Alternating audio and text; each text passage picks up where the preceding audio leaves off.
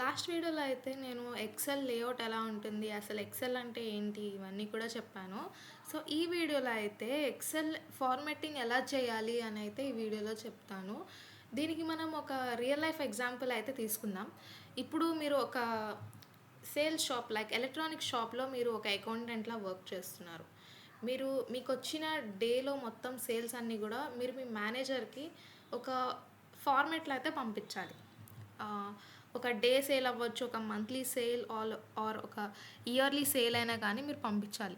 దానికి మీరు ఒక ప్రొఫెషనల్ వేలో ఒక క్లియర్‌గా మీరు పంపించాలి. ఎందుకంటే మన ప్రెజెంటేషన్ ఎంత క్లియర్‌గా ఉంటుందో ఇన్ఫర్మేషన్ చూసే వాళ్ళకి కూడా ఇన్ఫర్మేషన్ అనేది అంత అర్థవంతంగా ఉంటుంది. ఎలా చేయాలి అంటే ఫస్ట్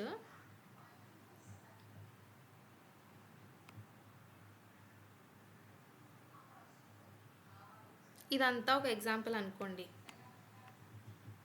ఫర్ ఎగ్జాంపుల్ మనం ఒక న్యూ షీట్ తీసుకుందాం. ఒక బ్లాంక్ వర్క్ బుక్ అయితే తీసుకుందాం. ఇదంతా క్లియర్‌గా ఉంది కదా! ఫస్ట్ మనం ఎంతమంది కస్టమర్స్ వచ్చారు అనేది అయితే మనం ఒక సీరియల్ నెంబర్ లాగా తీసుకుందాం. ఓకే, సీరియల్ నెంబర్ ఎంతమంది కస్టమర్స్ వచ్చారని మనకు అర్థమవుతుంది. సో ఫర్ ఎగ్జాంపుల్ 1, 2, 3 కస్టమర్స్ అయితే ఇలా రాసుకుంటాం. అదే ఇయర్లీ సేల్ అయితే మనకి 10,000 ఉంటారా, 50,000 ఉంటారా మనకు తెలీదు. ఆ 50,000 నెంబర్స్ అన్నీ మనం కౌంట్ చేసుకుంటూ వెళ్ళాలంటే తెల్లారుతుంది. అందుకే మనం ఏం చేయాలంటే ఇట్లా మొత్తం షిఫ్ట్ కీ నొక్కేసి ఈ 3 బటన్స్ కూడా కిందకి డ్రాగ్ చేయాలి. డ్రాగ్ చేసిన తర్వాత మీకు ఇక్కడ ఒక సింబల్ అయితే పడింది కదా, క్విక్ అనాలిసిస్ అని చెప్పేసి. ఇది క్లిక్ చేయకూడదు. దీని పక్కన ప్లస్ అని వస్తుంది కదా, ఈ ప్లస్ క్లిక్ చేసి డౌన్కి డ్రాగ్ చేసేయండి. ఇక్కడ మీకు నెంబర్ అనేది కనబడుతుంది 10, 11 అని. అలా మీకు ఎంతమంది కావాలనేది అట్లా మీరు డ్రాగ్ అయితే చేసుకోవచ్చు. ఫర్ ఎగ్జాంపుల్ నాకు ఒక 15 or 20 కావాలనుకోండి. ఇలా స్లోగా ఆటోమేటిక్గా నెంబర్ అనేది వచ్చేస్తుంది అనమాట. బట్ ఇప్పుడైతే మనకు అంతమంది ఎవరు అవసరం లేదు కాబట్టి ఇప్పుడు నాకు ఇంతమంది అవసరం లేదు అనుకున్నాను, నేను అన్నీ డిలీట్ చేయాలి. ఇప్పుడు నాకు ఒక 5 కస్టమర్స్ చాలనుకున్నాను. అప్పుడు నేను ఒక్కొక్కరిని డిలీట్ చేయాలనుకుంటే ఇట్లా ఒక్కొక్కరిని ఇలా డిలీట్ చేయాలంటే చాలా టైం అవుతుంది కదా. సో నేనేం చేస్తానంటే డిలీట్ చేయడం, ఈ కీ మొత్తాన్ని డ్రాగ్ చేసి సెలెక్ట్ చేసేసి కంట్రోల్ మైనస్ నొక్కేస్తే షిఫ్ట్ సెల్స్ అప్ అంటే అప్కి నాకు వాల్యూస్ అన్నీ కూడా డిలీట్ అయిపోవాలి. సో వీటన్నిటిని అప్ నొక్కేసి క్లిక్ చేసేసాను, మొత్తం డిలీట్ అయిపోయాయి. ఓకే, అండ్ దీని తర్వాత కస్టమర్ నేమ్. ఇక్కడ చూసారా కస్టమర్ నేమ్ అని ఎలా వచ్చిందో. సరే ఓకే, వాట్ ఎవర్, కంటిన్యూ చేసేద్దాం. మన ఫస్ట్ కస్టమర్ వచ్చేసి Rohit Sharma, and second customer వచ్చేసి Ravi Varma, and third customer వచ్చేసి Anjali, and fourth customer Kumar, fifth customer వచ్చేసి సీత. ఓకే, ఇక్కడ మీరు చూసారా ఎలా వచ్చిందో వాల్యూస్ అనేది 2 సెల్స్లోకి మర్జ్ అయిపోయింది, అండ్ కస్టమర్ కూడా 2 నేమ్స్లో మర్జ్ అయిపోయింది. సో ఇదంతా బీ సెల్లో ఉండాలనుకున్నాం. అప్పుడు మనం ఏం చేస్తామంటే బీ సెల్ పైకి వెళ్తే మనకి ఇలా ఒక డిఫరెన్స్ అనేది ఇలా వచ్చింది కదా, ఒక యారో సింబల్లో. అది క్లిక్ చేసి మనం విడ్త్ అయితే ఇలా పెంచుకోవచ్చు. చూసారా, విడ్త్ అయితే ఇంక్రీజ్ అయింది. అండ్ కస్టమర్ నేమ్ తర్వాత డేట్ ఆఫ్ పర్చేస్, వాళ్ళు ఏ డేట్న పర్చేస్ చేశారనేది, ఇది కూడా మనము విడ్త్ అనేది పెంచుకుందాం. సో ఫర్ ఎగ్జాంపుల్ ఒకళ్ళు 12/24 అండ్ 12/11/25, లేకపోతే ఇంకొకరు వచ్చేసి 12 ఈ డేట్స్ అన్నీ కూడా నేను అన్నీ ఆర్డర్లో పెట్టేసి మీకు మళ్ళీ వచ్చేస్తాను. సో ఇక్కడైతే మనం ఒక రఫ్గా డేటా తీసుకున్నాం కదా, ఇవైతే ఆటోమేటిక్గా నాకు ఈ ఫార్మేట్లో వచ్చేసాయి. నేను ఫర్ ఎగ్జాంపుల్ 19/325 అని ఇలా టైప్ చేసినా కూడా నాకు ఆటోమేటిక్గా ఈ ఫార్మేటే వస్తుంది. ఎందుకు వస్తుంది, ఎందుకంటే ఇక్కడ మనం నెంబర్ ఇవేమంటారు, వీటన్నిటిని కూడా ట్యాబ్స్ అంటారు, వీటన్నిటిని కూడా గ్రూప్స్ అంటారు అలైన్మెంట్. సో ఈ గ్రూప్స్లో నెంబర్లో డేట్ అనే ఒక ఆప్షన్ ఉంది. ఓకే, ఈ short date and long date. నాకు లాంగ్ డేట్లో కావాలి అనుకుంటే వీటిలోకి వెళ్ళేసి ఇట్లా నేను జనవరి ఇట్లా వచ్చేలా కూడా నేను చేయొచ్చు. అండ్ మీకు ఇంకా ఎగ్జాంపుల్కి చూసుకోవాలనుకుంటే షార్ట్ డేట్ ఇట్లా వచ్చేస్తుంది.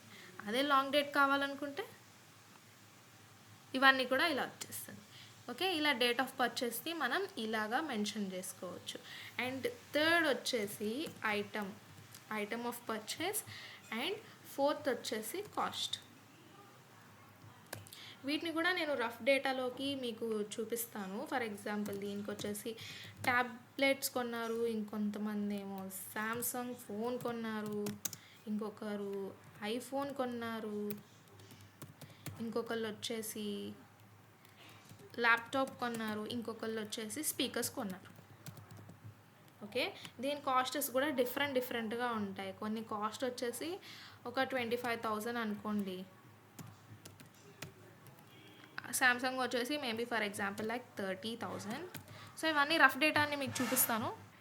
సో ఓకే, ఇదంతా ఒక రఫ్ డేటా అనమాట. ఈ రఫ్ డేటాని అన్నింటిని కూడా మనం ఇలా పంపించేస్తే ఇది బెటర్ వే ఆఫ్ ప్రజెంటేషన్ కాదు. ఈ బెటర్ వే ఆఫ్ ప్రజెంటేషన్ ఎలా చేయాలంటే ఫస్ట్ మనము ఇది మొత్తం ఒక ఫార్మెట్లో ఉందా లేదా చూడాలి. ఫస్ట్ హెడ్డింగ్స్ ఏవైనా కానీ మనకి బ్రైట్ కలర్లో ఉంటేనే మనకి ప్రజెంటేషన్ అనేది చాలా అట్రాక్ట్గా ఉంటుంది. సో వీటన్నిటిని కూడా ఫస్ట్ ఇలాగా సెలెక్ట్ చేసేసి ఈ ఫాంట్స్లో మనం దీన్ని బోల్డ్ లెటర్స్లోకి పెట్టాలి. ఈ బోల్డ్ లెటర్స్లో పెట్టిన తర్వాత మనకి ఏదైనా కలర్ ఫిల్లింగ్గా ఉంటే కూడా బాగుంటుంది కాబట్టి ఈ కలర్ ఫిల్లింగ్లోకి వెళ్ళేసి మనకు నచ్చిన కలర్స్ అనేది మనం పెట్టేయచ్చు. నేను స్కై బ్లూ కలర్ పెట్టేశాను. అండ్ ఆ తర్వాత ఇక్కడ ఫార్మాటింగ్ ఏది కూడా కరెక్ట్గా లేదు, కరెక్ట్ ఆర్డర్లో లేదు. సో దీనన్నిటి కూడా మనం అలైన్మెంట్లోకి వెళ్ళేసి మనకి ఇది లెఫ్ట్ అలైన్మెంట్ ఫ్రమ్ లెఫ్ట్ ఉంటుంది, అంటే ఇక్కడ నుంచి బిగిన్ అవుతుంది. రైట్ అంటే ఇక్కడ నుంచి బిగినింగ్ అవుతుంది. మిడిల్లో అంటే ఇట్లా ఉంటుంది. ఫర్ ఎగ్జాంపుల్ ఇదైతే లెఫ్ట్ నుంచి స్టార్ట్ అయింది అండ్ ఇదైతే రైట్ నుంచి స్టార్ట్ అయింది, ఇదైతే మిడిల్లో ఉంది. So I prefer for middle. Okay, ఇదంతా అయిపోయిన తర్వాత ఇంకా బాక్స్ లాగా ఉంటే బాగుంటుంది కదా. సో ఇవన్నిటిని కూడా సెలెక్ట్ చేసేసి ఈ ఫాంట్స్లో మనకి బోర్డర్స్ అయితే ఇస్తుంది. ఈ బోర్డర్స్లో ఆల్ బోర్డర్స్, లెఫ్ట్ బోర్డర్ మాత్రమే ఇచ్చేది ఉంది, టాప్ బోర్డర్. సో నేనైతే ఆల్ బోర్డర్స్కి పెట్టేసాను. ఓకే, ఇలాగైతే మనం బోర్డర్ చేయొచ్చు. వీటన్నిటిని కూడా ఒక టాప్ హెడ్డింగ్ ఉంటే ఇంకా బాగుంటుంది కదా. సో దీనికి మనం ఏం చేద్దామంటే మనం సెల్ అనేది ఇక్కడ పైన ఇన్సర్ట్ చేయాలి. ఇన్సర్ట్ చేయాలంటే మనం ఈ ఫస్ట్ రో దగ్గరికి వెళ్ళి సెలెక్ట్ నొక్కితే ఇన్సర్ట్ అనేది అవుతుంది. అట్లా కాదు, నాకు చాలా ఇన్సర్ట్స్ కావాలి అనుకుంటే మనకి ఇంకో కీ కూడా ఉంది. ఆ కీ ఏంటి అంటే ఫస్ట్ మనం ఇక్కడంతా కూడా సెలెక్ట్ చేయాలి. సెలెక్ట్ చేసిన తర్వాత కంట్రోల్ వై బటన్ నొక్కితే మనకు ఆటోమేటిక్గా ఇన్సర్ట్స్ అనేది అవుతుంది. Control why. సరే ఇక్కడ ఎక్కువైంది, కంట్రోల్ కొంచెం డిలీట్ చేయాలనుకుంటే దానికి మనం ఒక సెల్ని కంట్రోల్ మైనస్ నొక్కేస్తే షిఫ్ట్ సెల్ అప్ అంటే మనకి పైనుంచి డిలీట్ అవ్వాలనుకున్నాం కాబట్టి డిలీట్ నొక్కేస్తాం. ఓకే, ఇలాగ మనకు ఒక ఫర్ ఎగ్జాంపుల్ దీనికి మనం ఇయర్లీ సేల్ అని పెట్టుకుందాం. ఇయర్లీ సేల్ అని హెడ్డింగ్ పెట్టుకుంటే ఇది ఒక మిడిల్లోకి రావాలి, పెద్దగా ఉండాలి. దానికి మనం ఏం చేయాలంటే ఈ సెల్స్ మొత్తాన్ని కూడా మనం సెలెక్ట్ చేయాలి. సెలెక్ట్ చేసినాక ఇక్కడ అలైన్మెంట్లో మనకి ఇక్కడ మర్జ్ సెంటర్ అంటారు. ఈ మర్జ్ సెంటర్లోకి వెళ్ళేసి మొత్తం కూడా మర్జ్ చేసేయచ్చు. చూసారా, మొత్తం మర్జ్ అయిపోయింది. అండ్ దీన్ని మనం డిఫరెంట్గా అయితే చేంజ్ చేయొచ్చు. ఫర్ ఎగ్జాంపుల్ మీరు దీన్ని మిడిల్లోకి సెంటర్ చేయాలనుకుంటే మిడిల్లోకి చేయొచ్చు అండ్ సెంటర్లోకి చేయొచ్చు. ఫర్ ఎగ్జాంపుల్ దీన్ని నేను ఒక డిఫరెంట్ ఫాంట్లో పెట్టాలనుకుంటున్నాను అండ్ దీని సైజ్ కూడా ఇంక్రీజ్ చేస్తాను.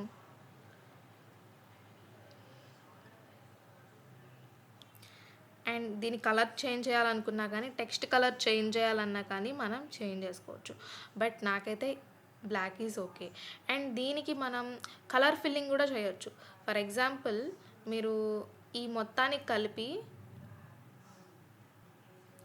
ఇలాగా ఈ కలర్ ఫిల్లింగ్లోకి వెళ్ళేసి మీరు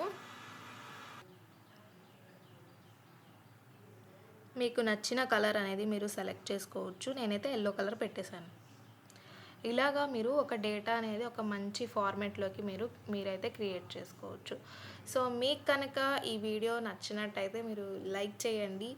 అండ్ ఆల్సో ఇలాంటి మోర్ ఇన్ఫర్మేటివ్ వీడియోస్ కోసం నా ఛానల్‌ని సబ్స్క్రైబ్ చేసుకోండి. Thank you so much for watching my channel. Thank you.